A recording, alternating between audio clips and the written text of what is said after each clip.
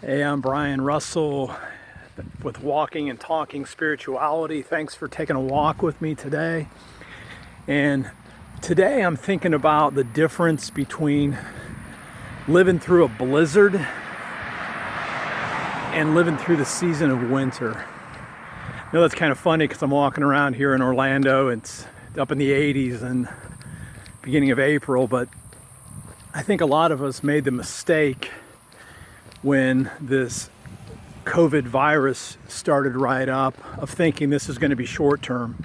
And I'm especially thinking about my friends who are pastors.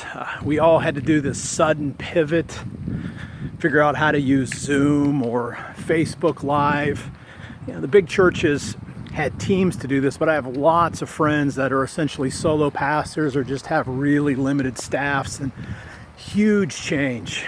My extroverted pastor friends are struggling with all the screens because they authentically miss spending time with people, and they're now more isolated. And again, of course, our introverts like people too, but a little bit easier for us to be holed up because essentially that's what we do when we recharge. And many of us made the mistake of acting like this was a blizzard. Because if you've ever been in a severe weather event, you know, you can power up, you can stop your normal practices and just give a huge energy burst to get through the really severe weather, like what a blizzard is, because you know it's only 7-10 days. You've been through a hurricane in Orlando or in Florida somewhere and you've lost power. Maybe that's a 2-week disruption. But what do you do when you wake up thinking you're in a blizzard, but instead you realize this isn't a blizzard, this is a new normal, you're in the season of winter now? What's it do for our spirituality? Again, I've talked to a lot of pastors the last couple of weeks, and I'm hearing a lot of folks have, at least because I thought it was short term, they've changed their daily practices. Again, then there's no judgment on that. Again, because if it's in a blizzard and it's unique things, yeah, you can maybe pass on your spiritual disciplines for a day or two because you're in a unique time. But if you're going to make it through the winter, we have to reorder ourselves and begin to think long term. Now, the first thing about winter is, and this is the critical piece, and I think this is where the gospel is, spring will come. There's going to be a new spring, there's going to be a new time for planting. But the key is, are we going to have seeds ready when that new comes? And you also have to recognize that even though spring's going to come, we probably aren't just going to move back and do the status quo before this winter came, because every year is a little bit different. So we have to also recognize it in winter, as we're mourning the death of the previous season, that it may never come back like it was. So we need to begin to get back to our roots. You know, what are the practices that are going to sustain us for the long term? I love to talk about deep dive spirituality, and already talked plenty about contemplative practices. But again, let me say it again. We need to get back to our roots right now. You make it through winter by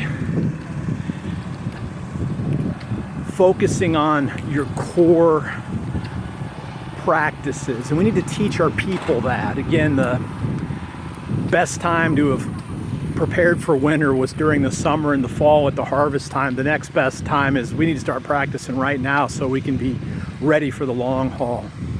So return back to your roots. Check yourself about how much you're working. Again, this isn't a blizzard, so if you've been going on overdrive, you're gonna have to cut it way back. Go back into your calendar and mark off significant days and times for Sabbath, because one of the problems now is we're in this winter, we're holed up like a bear hibernating in a cave. And we're gonna need to guard our free time, our Sabbath time, more diligently, because there's no difference. I was just talking to a pastor this morning. It's like, you know, how do you transition from preparing a message and then just simply walking to another room and having, lunch or breakfast or dinner with your spouse and your kids, right? There's no boundaries now. So you need to carve out that Sabbath time, create new practices.